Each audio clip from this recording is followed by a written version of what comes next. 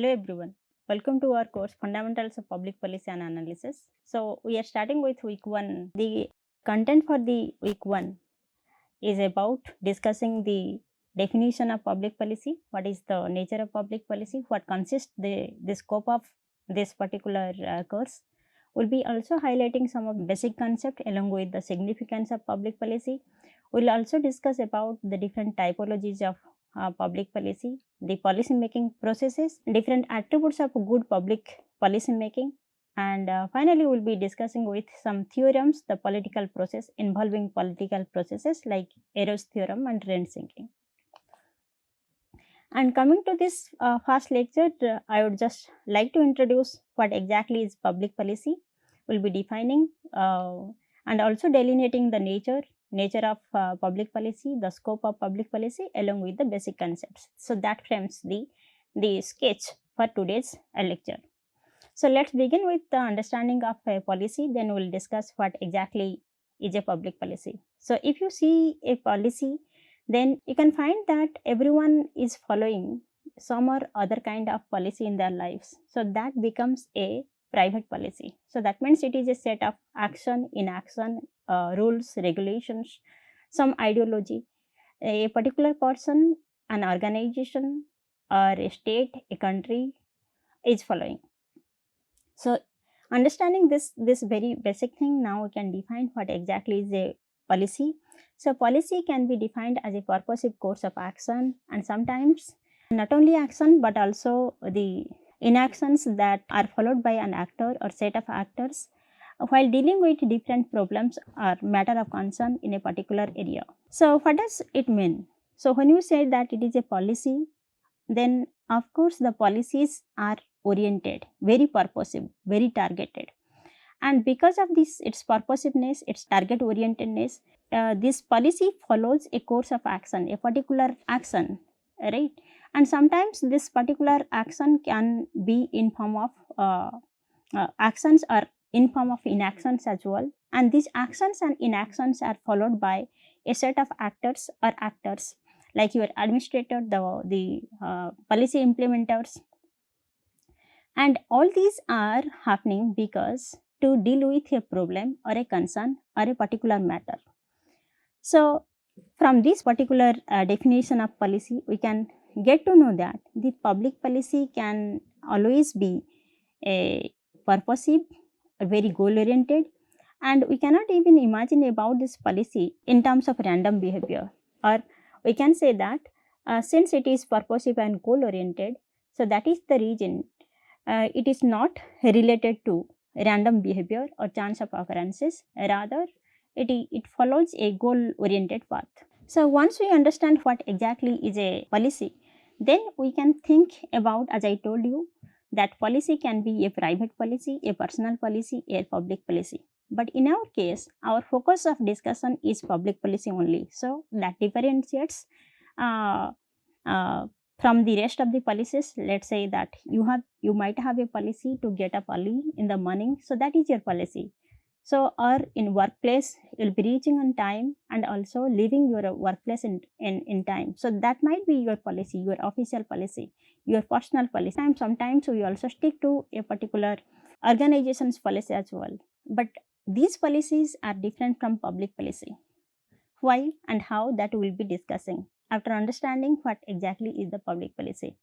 So when we are concerned about public policy, it is generally around the government.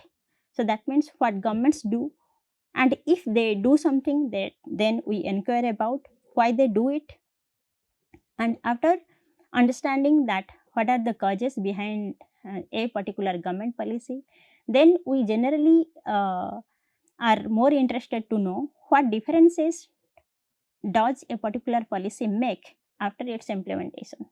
Okay, so that forms what exactly is the concern of public policy. And if you take into account some of the definition, I would like to give you a definition by Thomas R. Dye's definition. So public policy is whatever governments choose to do and not to do. So sometimes we are under impression that public policy is all about what governments do, but sometimes government also choose not to do. So that is also a part of the public policy. And coming to the case that who are those who design the public policy, implement the public policy. So to answer these, we can say that the public policies are developed by the governmental bodies, the governmental officials, the governmental agencies. Okay. And sometimes what happens that non-governmental actors or non-governmental factors, they can also influence the public policy development. If you are understanding this, that public policy is all about what governments do, why they do it, and what differences does a public policy make. So corresponding to this understanding, we can say that what governments do many things. So coming to the case of a particular country, let's say that we are taking the case of our union government. So union government does a lot of exercises, lot of works. So that is the reason it has many departments, many ministries, and all these departments and ministries do a lot of activities for the public, right? So while understanding what exactly a particular government does, so in order to answer this, that what a government does, we need to understand that what are the ministries, what are the departments, what are the components of the governmental structure. From there, if you browse upon from there, we can find out what are the different things that the government do. And the second question is all about, if they do, then why they do it, what is the reason behind it. So again, we'll be going back, what is the purpose of doing different policies, different activities, and that is the reason we have many departments, many ministries at place. So there we can find out that governments do because of some reason. What is that reason? Because there is a demand by the citizens, demand by different sections of the country, demands by different stakeholders to do something, and that something must be done by the government, okay, in terms of public policy. So that is the second question, to understand that what exactly is the public policy. And the third thing that public policy also answers, and through public policy analysis we can answer this question, that if we identify what governments do, and we also identify that why the governments do a particular thing or set of things, then what differences does it make. So that is again a crucial, that we are analyzing the public policy, we are evaluating the public policy, and we try to find out what exactly is the output, outcome, and impact of the said public policy. And there we try to understand that what differences this X public policy is making on this society. So while speaking about society, society consists of a large chunk of population. So there are different targeted population, there are different sections as well. So we try to find out what difference does that X policy is making on a targeted set of population. So public policy is dealing with all these three in a broader sense, that what governments do, why they do it, and what differences does it make.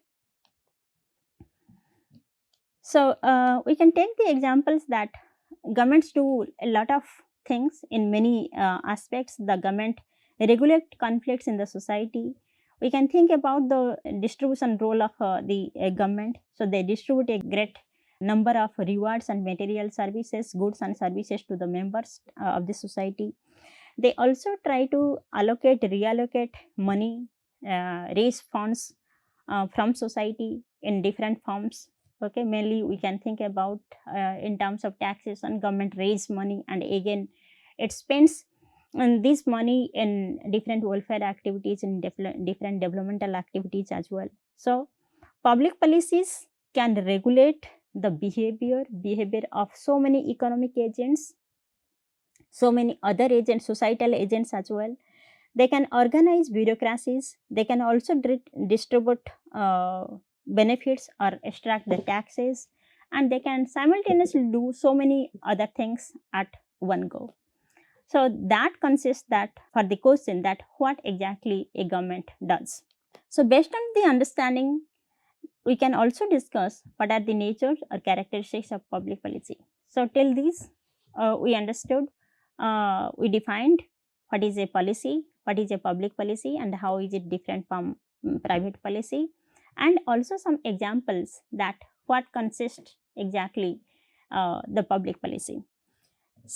And based on this understanding and also definition of public policy, we can find out some of the features of public policy. So to find out some of the characteristics or feature of public policy, we can state that these policies are not random. Rather, they are very purposive and they are formulated by government officials and government representatives or government agencies. And this policy also affect a very substantial members of the society, unlike private policies or personal policy, where the policies do affect a particular group, or let's say particular person or some of the members of that particular group.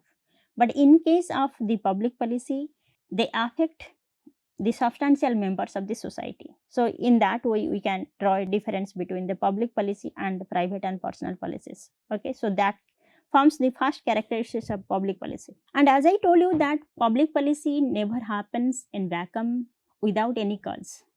So that means there is always a cause behind any public policy. So the public policy are highly purposive, they are highly goal oriented, and that is the reason actions are taken into account to address those challenges that we are facing at a different points of time, and policies are developed. So the public policies cannot be random, or it cannot be because of any chance of occurrences. Rather, it is very pre-planned and very purposive. And moreover, these policies are designed to accomplish the specific goals, right? So suppose say that we have to control the crime rates in a particular locality, and that is the region the local government raises the frequency of patrolling. So it is not random, rather it is very purposive, that since there is a case of theft, or there is a case of what you can say conflicting situations in a particular locality, so that is the region the number of frequency of patrolling has been increased by the authority. So here we can say that the policies are designed to accomplish the specified goal. So here the goal is to ensure safety and security in a particular locality. Likewise, public policy consists of courses of actions or pattern of actions which are generally followed over a period of time by the government officials, by the government representatives, rather than by separate discrete decisions. So it means that when there is a policy, many times this policy follows a pattern of actions or courses of actions, and this pattern of actions and courses of actions are followed by the government officials, and they seldom adopt a separate discrete decisions while doing this, while taking this actions, policy actions. And generally these policy actions are taken in response to the policy demands or policy claims, and these policy demands and policy claims are by the public and also some of the other actors like your private citizens, your group representatives, legislatures, or other public officials. So they demand that certain things must be done by the government officials, by the government agencies. So for example, as I am just citing about some of the examples of the public policies, that how public policies are the response to the policy demands. So we can take into account the examples like your traffic congestions in a locality, or we can take into account the occurrences of the theft or the garbage disposal as well. So when there is a demand for controlling the traffic, managing the traffic effectively, or there is the case of ensuring safety and security in a locality just to minimize theft, avoid theft, or to ensure the garbage disposal services. So that is the reason policies are made. So that means public policies are the response to the policy demands. That means the demands by different sections of the society. And so we understood that when there is a demand, policies are made, public policies are made. So this is our understanding. So again we are saying that policies are made, but again when you say policies are made, it is through certain decisions. The public officials, the government and representatives of the governments, they do take actions or they do take decisions against a particular demand, policy demand, and through their decisions they shape the content and the directions to the public policy as well. So for example, if there is a policy demand, then public officials or the government representatives, they do take decisions, and through these decisions they give a shape to the content and directions to the public policies through different means. So for example, they can go for policy decisions in terms of statutes, by framing statutes, by enacting edicts, by also again formulating executive orders, right? So these are some of these examples that how the policy decisions are made in terms of public policies through these statutes, edicts, or you can think about some orders. Okay, so while speaking about these decision mechanism for public policies, let's say it is the case of statutes. So what exactly is this? So suppose say there is a demand, policy demand, and the policy makers or public officials, they can make decisions through statutes. So what is this statute? So this is a written law. This is a written law passed by a legislative body. Sometimes these policy decisions can be in form of orders, can be executive orders, officials orders. Suppose say an authority issues some order on a particular issue, on a particular theme. So that is your edicts. It can be in terms of promulgating administrative rules or making judicial interpretation of laws as well. So all these happen because of the policy demands. So these are the response to the policy demands.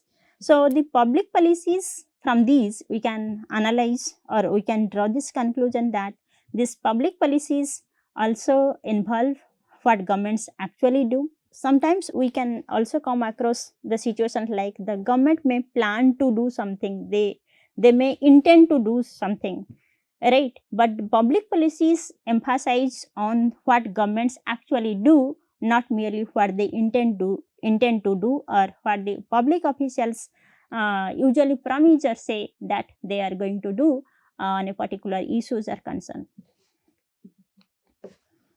So if you are taking into account the examples like suppose say a legislature enacts a law requiring employees to pay no less than the minimum standard wage.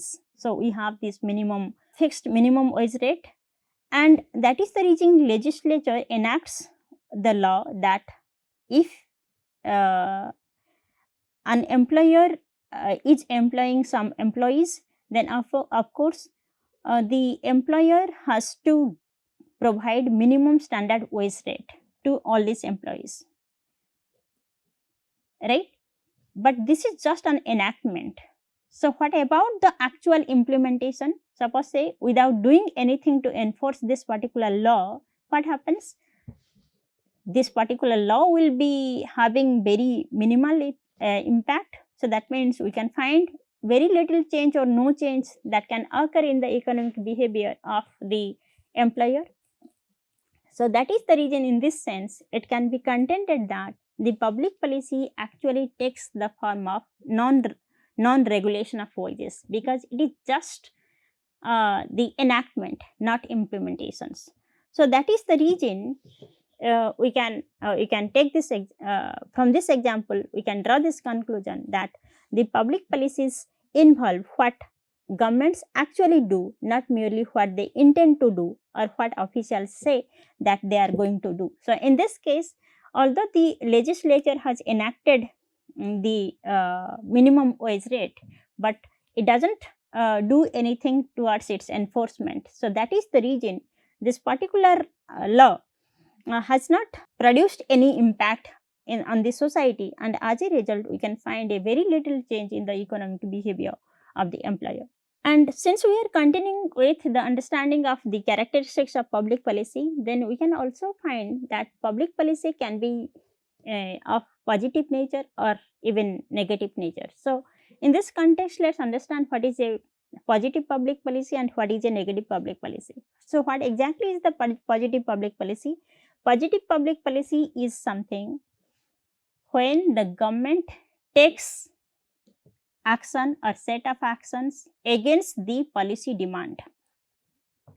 So, suppose say there is a demand that these are XYZ issues have already been identified, and there is a demand that how these issues can be resolved by the government, right, by taking some actions. So, that means actions are demanded on the part of the government by the a set of stakeholders or set of groups in the from the society. So, when there is a demand for any action and the government takes action to address those demand, to address those concerns and matter, then that public policy is known as the positive public policy. So, a positive public policy is one where some form of overt governmental actions may deal with a problem on which the action is demanded. But if you consider the second one, that is negative public policy, what is this negative public policy? So, you can think like that when there is a demand for a policy, right, because the stakeholders or the sections of the society, they have already identified these are the concerns or the problems in the society, and as a result there is an expectation, there is a demand that the government must interfere in this matter by formulating some policies, some guidelines, or something on the part of the government that must be done. But however, the government officials, the government agencies may decide to do nothing on the same matter on which there was a need for the government involvement and interference. So, that kind of public policy of doing nothing when there is a demand for the government intervention, in that case it is known as the negative public policy. So, in case of negative public policy, the government officials may decide to do nothing on some matter on which the government involvement was really sought. So, another feature of public policy is about its positive form of public policy. So, if you see the first one, the positive form of public policy, then we can find that this positive public policy is based on the law and is authoritarian. So, what do you mean by this? This positive public policy is found to be based on the law and is authoritarian. So, we can take the example like your taxation system, right? Income tax that must be paid depending upon the different slabs, different income levels that you are earning, okay? And we can also think about, and if you are not paying, then this particular law becomes very authoritarian that you must pay, and if you are not paying, then you are subject to fines or sentences. So, the other examples that you can think about the public policy, positive form of public policy, let us say that there are frequent road accidents, and that is the reason there is a demand that the vehicular speeds must be limited, and the government, let us say, takes the action by limiting the vehicular speed, okay, and however you are finding that this limiting of vehicular speed is very authoritarian. So, your RTO would be there in the middle of the road, and if you are crossing a particular limit that is set by them, then of course, so you will be subject to fines, subject to some legally imposed sanctions, okay. And nowadays the camera systems are there, and they will be easily finding that whether you have crossed the red lines or whether your speed limit is beyond the expected, that is targeted or non the speed limit as decided by the law. And if you are not abiding, if you are not following this public policy, then you can find the consequences because it is too authoritarian. Okay, so if you are not following these policies, then those persons must be ready to face the consequences in terms of fines, sentences, or legally imposed sanctions.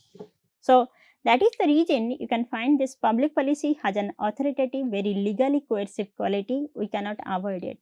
Okay, and but if you are comparing the private organizations and policies, then this feature may not be valid because this is not the policies, and you are not following it. In the case of non-abidance of those policies, then they may not face illegal coercive actions. Okay, so that draws a difference between the public policies and the private policies so far the legal coercive nature is concerned. So we have understood what is the definition of public policies, and we from those definitions we also try to understand what are the characteristics of the public policy. Now let's understand what are the basic concepts that are crucial in understanding different parts of different aspects of public policies. So I'll be highlighting three basic concepts that are generally very much useful in understanding the public policy. The first one is called output, outcome, and the impact. So these three concepts consist what are termed as the basic concept in understanding the public policy. So what exactly is this public policy output, policy outcome, and policy impacts? So let's define with some examples as well. So consider this, the first one, that is policy output. When you say the output in layman's understanding, that which is numbered, which is quantified. What is the output from your production section, from your production unit? What is the output per, let's say, week? Okay, so there we are enumerating that 1000 units of our X good is produced in a week. Okay, so that becomes the output. So likewise, in the similar sense, we can also understand the policy output, and here policy output can be defined in terms of actions actually taken in the pursuance of the policy decisions and statements. So for example, a policy has been implemented. So as a result, what is the, how that policy is impacting in terms of its numbers. So for example, we can think about the GST, that before GST implementations, what was the tax collected, and after implementation of GST, what was the tax collected. So if you see the policy output, which policy output, that means here we are considering the case of the GST policy, and what is the GST policy output? So GST policy output is understood in terms of how much more or how much less amount of taxes collected after the implementation of GST. Or you can think about the policy like your traffic rules, and after the implementation of traffic rules, what is how much more or less amount of fines collected because of non-avoidance of the traffic rules, right? So these are the example of the policy outputs which are easily quantified, easily observable, easily identified. So these policy outputs are easily enumerated. So understanding this policy output, now let's discuss about what is policy outcomes. So when you say the outcomes, it is more of a qualitative nature.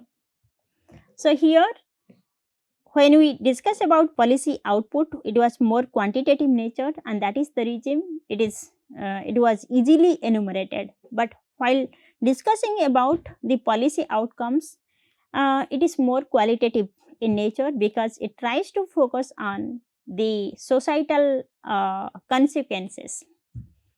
the policy consequences on the society, policies consequences on the society. So let's take a case of a policy. Let's say that there is a policy called air pollution control programs. Okay. So in order to understand the policy outcomes, we need to answer this question that do air pollution control programs improve public health? Because we are finding that because of the air pollution, the public health is negatively impacted. So, in order to understand what is the policy outcomes of these air pollution control programs, we need to understand that what exactly are the consequences, the policy's societal consequences, and we can find that these outcomes are really very difficult to measure. So, in the first case, that is policy outputs, since it was directly observable, it was easily enumerated and quantified. But in case of this policy outcomes in terms of air pollution control programs, then it is really difficult to measure the policy consequences on the society in terms of air pollution control programs, because it is really very complex, and the policy consequences takes time to reflect on the societies. So that is the reason, because of its complex nature, because it involves time factor, so that is the reason these outcomes are really difficult to measure. And in this context, we can take this example. Suppose say that people are leading, suppose after the implementation of this air pollution control programs, we found that people are leading a healthy life. Then we may assume that it is because of the outcome of the implementation of this pollution control program. So here the policy outcomes are in terms of the healthy life. And how to define healthy life? So it is a complex affair which involve many quantitative and qualitative aspects. So that is the reason these policy outcomes are really difficult to measure in comparison to the policy outputs. The last one is in terms of the policy impact. What exactly is the policy impact? So this is very long term consequences of a policy on the different sections of the society or targeted sections of the society. So to summarize, let's say that output is highly quantified, it is easy to measure, but outcomes are difficult to quantify because it involves time factor, and it maybe it can be understood in two different frames. The first one is that the short term outcomes, and the second one is the intermediate term outcomes, right? But while considering the last one, that is policy impact, the impact of, let's say, this air pollution control programs, so it involves long term consequences. It takes at least 10-15 years to understand the consequences of these policies on the society or different sections of the society. Okay, so to understand these outcomes and the impacts, because I'm emphasizing outcomes and impacts are the two reflector or the two indicator to evaluate the policy rather than mere outputs. So that is the reason we need to be clear about what exactly would be the short term outcomes, intermediate term outcomes and long term impacts. Okay, so here we can take the case of, let's say, we can take another example, that is how to avoid road accidents, right? And that is the reason we have the government of India or a particular government has taken into account so many policy into account just to avoid, just to reduce the number of accidents. And because road accidents has also accidents also have far reaching impacts. Okay, so what is the impact of all these policies to reduce the road accidents? So, the first thing, if when we are trying to understand the policy outcomes and policy impacts, we can take into account the first thing, that is outcome in short term, outcomes in intermediate term. So, when there is a regulation or there is a policy that we need to reduce accidents, the first thing that is in terms of policy guidelines, that seat belt use is a must if you are driving. So, driving on the road, if you are driving on road, it is mandatory to use seat belts. Okay, and if you are not using, then you may face the consequences in terms of facing the death, that is accidental death, or sometimes injuries. Okay, and that is the reason the government is creating awareness that if you are using seat belts, then number of accidents, number of death cases, number of injury cases have really reduced. So, when you get some awareness campaigns like this, that when you are using seat belts, then uh, accidents rates are getting reduced, injury rates are getting reduced, and death rates are getting reduced. So, you are getting a kind of awareness. So, the short term outcomes of this policy is awareness of seat belt law, that there is a law, and if you are not using it, then you may subject to different consequences, okay, like penalty, fine, and along with the accidental outcomes and repercussions like deaths and injury. So, the short term outcomes of this policy is awareness of seat belt. Then intermediate outcomes of this policy would be regular use of seat belts, and the long term impacts as a result of these outcomes, there is an impact from this policy, that is reduction in the injury rates. So, likewise, we can take the case of some other examples like the attitude toward violence, and the intermediate outcomes would be the violent behavior, and the long term impacts could be in terms of injuries from violence. Or you can think about awareness of brain trauma. Then we can think about intermediate outcomes like adherence to treatment guidelines, injury severity, and likewise. So, you can think about so many other public policies into account and just try to understand whether the outcomes that are created from that particular policy is short term outcome or intermediate outcome or long term impacts. So, these three concepts are the basic concept, very fundamental concepts in the public policy analysis. So, given this understanding, now we can move to the case of our scope of public policy. So, what exactly would be the scope beyond which we just delineate, we just want to delineate what is the scope of this public policy.